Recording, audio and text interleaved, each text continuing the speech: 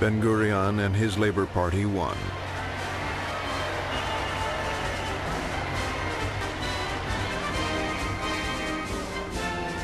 Israel celebrated the triumph of its armed forces. But the Arabs refused to recognize Israel's right to exist. For the Arabs, the legacy of the 48 War was the displacement of the Palestinian people. The Palestinians now faced political extinction. The West Bank was annexed by Jordan, and Gaza was ruled by Egypt, which left them with nothing.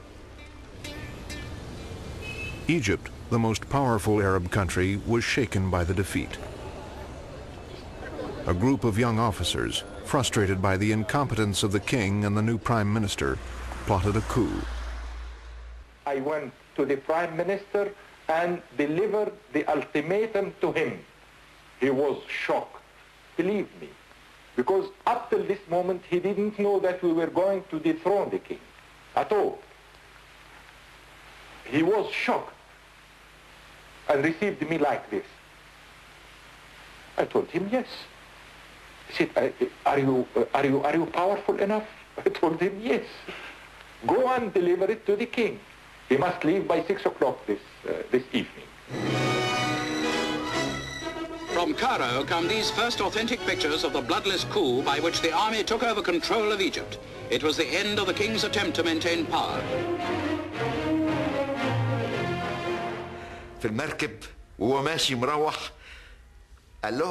As we took the king to the ship, he said, "You ate me for lunch before I could eat you for dinner."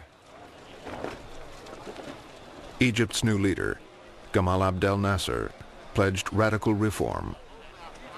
There were 6 principles: to put an end to colonialism, to put an end to feudalism, put an end to corrupted of exploitation by capitalism.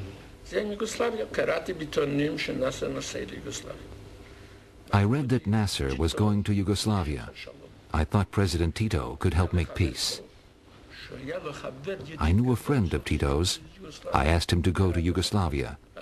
I said, "Get Tito to ask Nasser if he will make peace."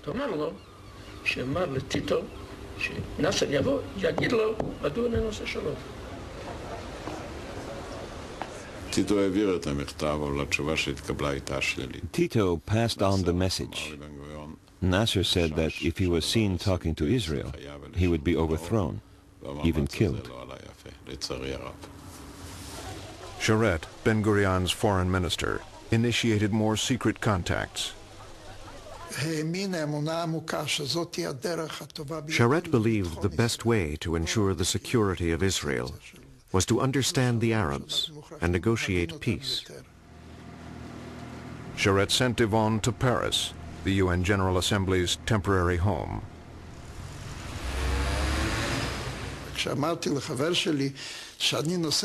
I told a friend I was ordered to Paris to meet Arabs, and he said, "Zima, I know you like Cervantes, but I never saw you as Don Quixote. Will you go to the Place de la Concorde and shout, 'Any Arabs here?'"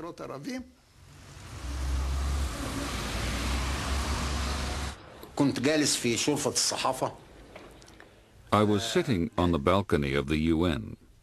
A young man came in and sat next to me. We began to talk. I said to him, "My dear sir, I am a Jew." I looked in his face. I saw no sign of embarrassment. So I asked him, "Who do you represent?" When I pressed him, he said, "Sharet."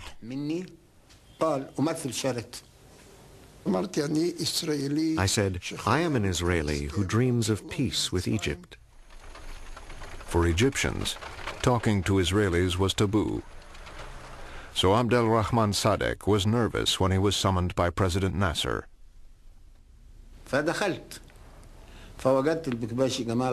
I went in and I found Gamal Abdel Nasser standing in the middle of the room. He said, "I want to tell you that you have my permission to continue talks with the Israeli in Paris."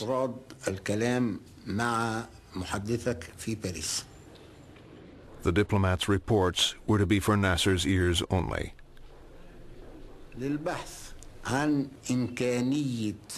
He said, "I want you to see if there is a chance of avoiding bloodshed."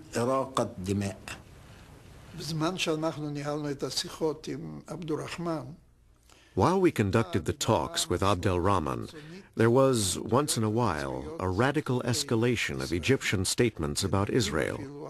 An Egyptian leader even said that Israel was the cancer in the midst of the Arab world, and we asked them to refrain from such inflammatory language.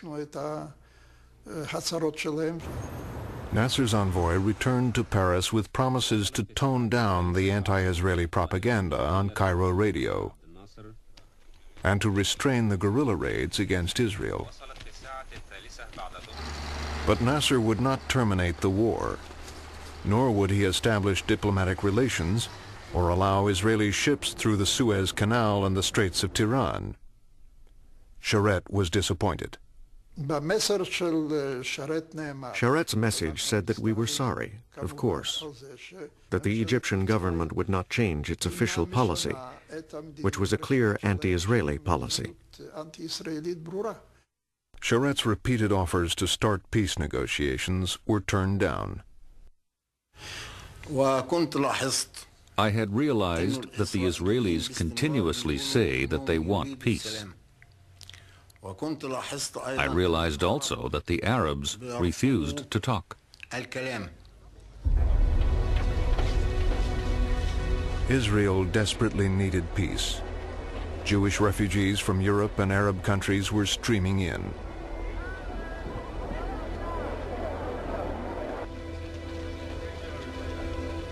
Its population doubled during the first 2 years. Its economy was in ruins.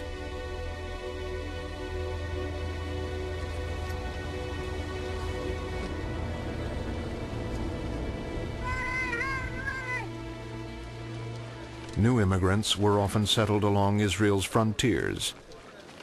They lived in fear of frequent Arab raids.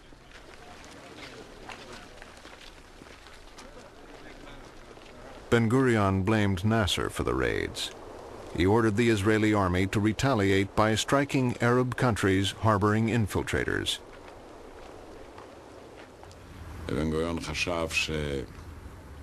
Ben-Gurion knew Arab villagers supported these terrorists. We had to show them that helping terrorists was dangerous, to protect our settlements. I was called to see Moshe Dayan. A mother had been killed, murdered on a settlement. The murderers left tracks which led to a village across the border in Jordan.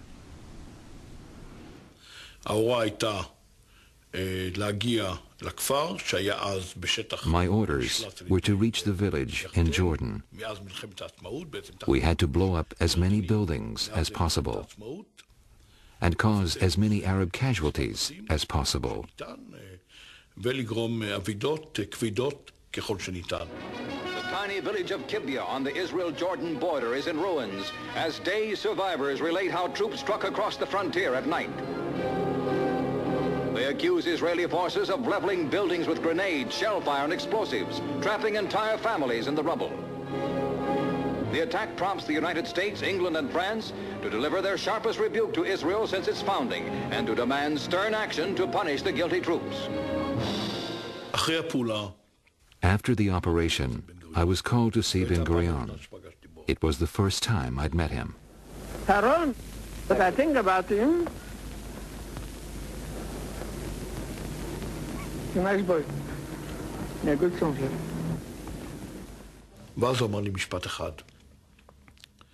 He said one thing to me. He said, "It doesn't matter what the world says. It doesn't matter what they say about Israel anywhere else. The only thing that matters is that we can exist here. Unless it's clear that there is a price to pay for Jewish lives, we will not be able to survive. And that's what counts. Ben-Gurion was such a believer in the importance of agricultural settlements that he abandoned the prime ministership and joined a kibbutz in the desert. He was succeeded by Moshe Sharet, who hoped he could advance Israeli security through diplomacy. But his Minister of Defense, Pinchas Lavon, believed in military solutions. In July 1954, the British announced they were quitting their huge military base on the Suez Canal.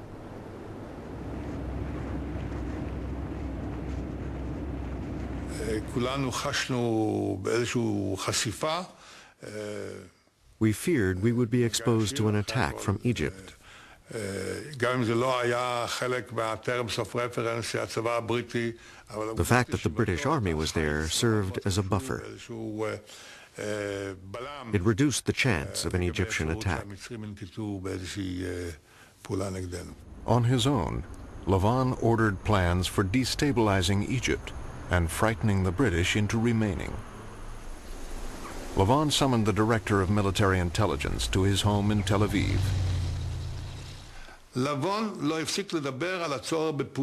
Lavon would not stop talking about the need for action. He suggested all sorts of schemes. We cooked up a plan to hit targets in Egypt. Lavon said, "Go ahead, activate the unit." In Egypt, Israeli military intelligence had recruited young Jews to act as saboteurs. I was ready to do anything to help Israel. I was idealistic. I was naive. A code word broadcast during Israeli radio's Housewife's Choice was the signal to act.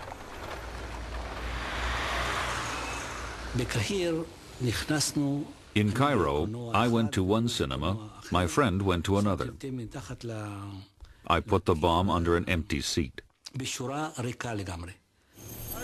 No one was killed and the saboteurs were all caught. The news was splashed across Egyptian newspapers.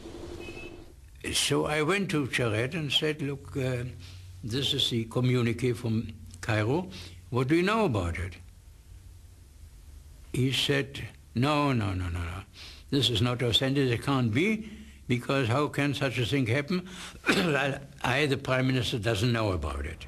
After he learned of Lavon's role, Sharet's first priority was to save the lives of the young Jews. Moshe Sharet called on me. He said, "The cabinet is worried about the prisoners in Egypt. We must prevent death sentences." In a bid for mercy, Sharet sent Devon to Paris to reveal the truth to Nasser's envoy. Devon told me the plot was hatched in the Ministry of Defense. Sharet had no idea about it.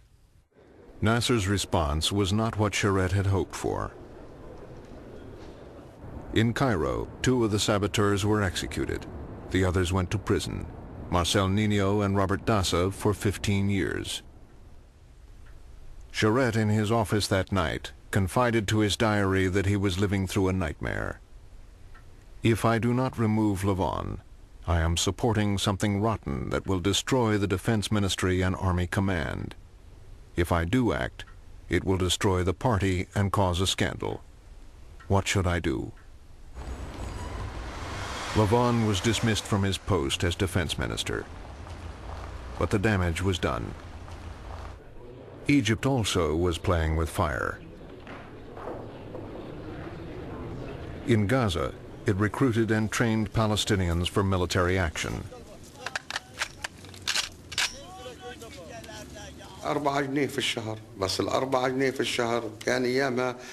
They paid £4 a month. In those days, it was a lot of money, so it was good. They were sent to Israel to gather intelligence and commit sabotage.